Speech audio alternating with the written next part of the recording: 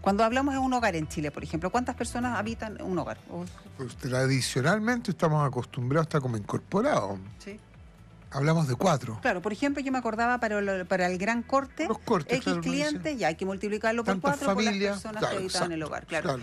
Le planteo esto porque quizás es uno de los datos más gráficos para dimensionar lo que ya hemos estado comentando hace varias semanas, la baja natalidad que se está registrando en nuestro país. Ese 4 ahora hay que disminuirlo a 2,8.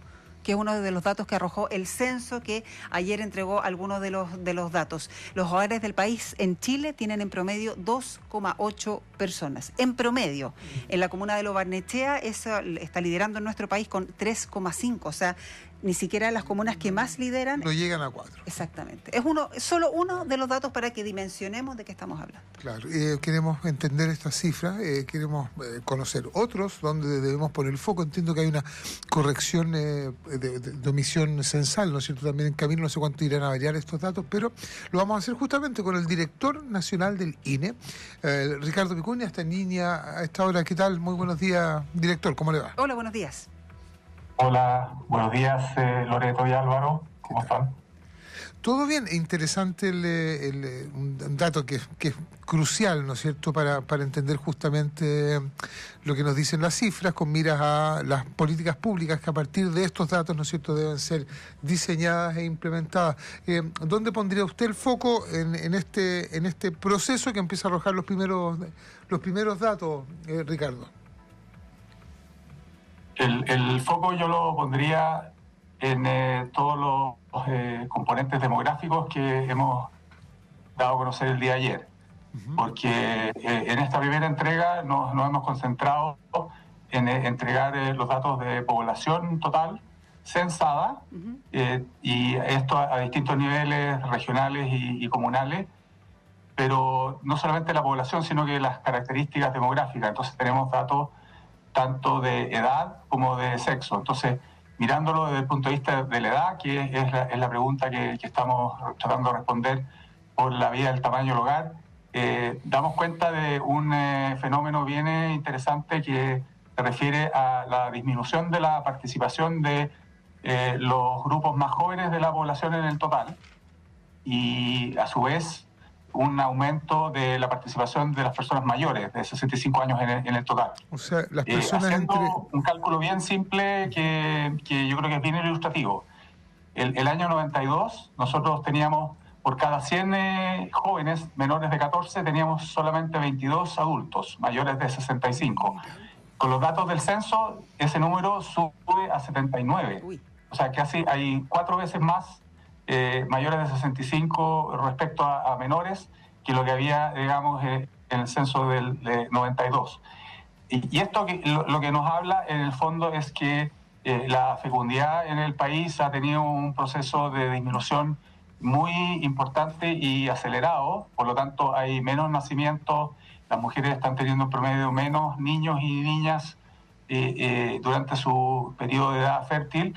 Y esto también va asociado a que la esperanza de vida en el país también ha estado aumentando, y por lo tanto esas dos combinaciones nos llevan a que la población sea cada vez más envejecida. Y esto después uno lo observa en este número de tamaño de hogar, y que en el fondo nos muestra una caída a 2.8, que también es un número que, si uno mira censos para atrás, ha ido bajando sistemáticamente. Ese número de 4 lo teníamos el año 92, pero ya el 2017 teníamos 3,1 y ahora ya vamos en 2,8. Sí. La disminución de la población entonces entre 0 y 14 años es dramática. El aumento de personas mayores de 65 años también es notoria en estas cifras que usted da en comparación al censo del 95, ¿no es cierto? Y cómo va cambiando de censo a censo, digamos. Es bien, y nosotros tratábamos justamente de graficarlo a propósito del tamaño de los hogares. Entiendo... Si leo bien los números, entiendo que los hogares unipersonales se multiplicaron por 3. Tal cual. Hoy día en el país tenemos más de 20% de hogares que están conformados solamente por una persona, ¿ya? Y también relacionado con el envejecimiento, que es un dato súper interesante. El porcentaje de hogares que está conformado solamente por personas mayores de 65 años, ¿ya? Pueden ser unipersonales o pueden ser parejas, pero solamente adultos sobre 65, ese número ya alcanzó un 11%.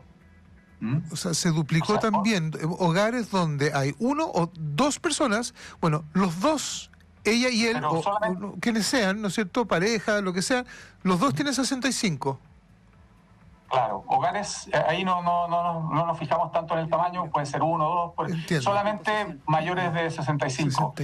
Lo cual abre también muchas consultas y interrogantes en torno a los servicios y cuidados que vamos a tener que empezar a pensar para esta población que cada vez vive sola y que es mayor. Claro. Entonces hay todo un tema de cuidados ahí bien interesante para examinar en los próximos años. Sí, y que plantea tremendos desafíos en políticas públicas también. Director, cuando hablábamos de la tasa de reemplazo generacional, cuando salieron los primeros datos también ahí del INE, uno buscaba, porque finalmente, claro, se habla mucho del envejecimiento de la población, pero nosotros acá en el programa hicimos una suerte de otra línea que decía, bueno, Chile sin niños, Chile se está quedando sin niños. Y eso también se refleja, usted decía, el porcentaje de hogares que tienen solamente personas mayor de 65 años, que llega a un 11%. ¿Qué porcentaje de los hogares en Chile no tiene niños?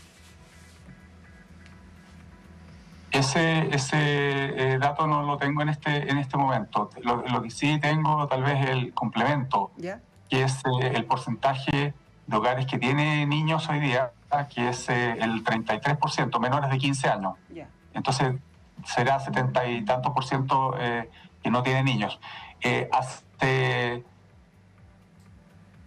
Digamos, comparado con el año 2002 o 92, perdón, ese porcentaje era el doble, era 66% de hogares que tenían al menos un niño menores de 15 años. Entonces se ha reducido de más de 60 a 33%, lo cual habla también de este fenómeno de hogares sin niños. Impresionante. Y también lo que está sucediendo, porque, bueno, se hacen estos análisis demográficos, ¿no? Lo que está pasando con la natalidad, también con el envejecimiento de la población que usted mencionaba, pero ¿qué pasa en Aysén? En Aysén, porque uno está acostumbrado, estos 18 millones y tantos son personas censadas, no es la proyección que se hace, entiendo que eso se va a entregar en algunos meses más para definir cuántos más o menos somos en nuestro país, ¿no? Pero en Aysén se está dando este fenómeno que la población cae, o sea, disminuye la población. Sí, es el único caso donde observamos una región que tuvo menos población censada, lo cual también te está hablando de ahí un fenómeno probablemente de oportunidades que hay ahí en la región para permanecer. Hay temas de migración interna, hay temas de la pandemia, etcétera. O sea, eso son materias que claramente son los expertos los llamados a interpretar. Nosotros, por el momento, estamos solamente entregando los números gruesos. Sí. En abril ya vamos a tener los números de migración, y eso también va a permitir ayudarnos a entender el fenómeno de movilidad entre regiones, porque hoy día tenemos la foto de cada región en particular, de cada comuna, pero nos va a servir mucho después entender cómo es el fenómeno migratorio, porque una región o una comuna que está, por ejemplo, disminuyendo en términos de población censada puede deberse a varios movimientos. Puede ser que esté, por ejemplo, recibiendo población inmigrante internacional, pero a su vez puede tener un tema interno de que la población residente habitual nacional se esté moviendo a otro lugar. Entonces, esa migración interna también es muy importante entenderla, y en particular porque todos sabemos que tuvimos una pandemia que hizo que mucha gente, por un tema de trabajo y de seguridad, tomó la decisión de cambiar de comuna e incluso de región. Y esos datos son relevantes también para efectos, por ejemplo, para ilustrar por qué es tan importante lo que estamos hablando hasta este momento, porque a partir de estos datos, de nuevo, subrayemos que hay que diseñar políticas públicas a propósito de los datos demográficos que llaman mucho la atención. El Fondo Común Municipal, ¿no? También se distribuye de acuerdo a la población en cada una de las comunas, son datos súper relevantes. Hay siempre más mujeres que hombres, ¿no es cierto?, en nuestro país. Siempre más mujeres, y siempre de todas maneras el 40% más se concentra en la región metropolitana. Eso. Sí.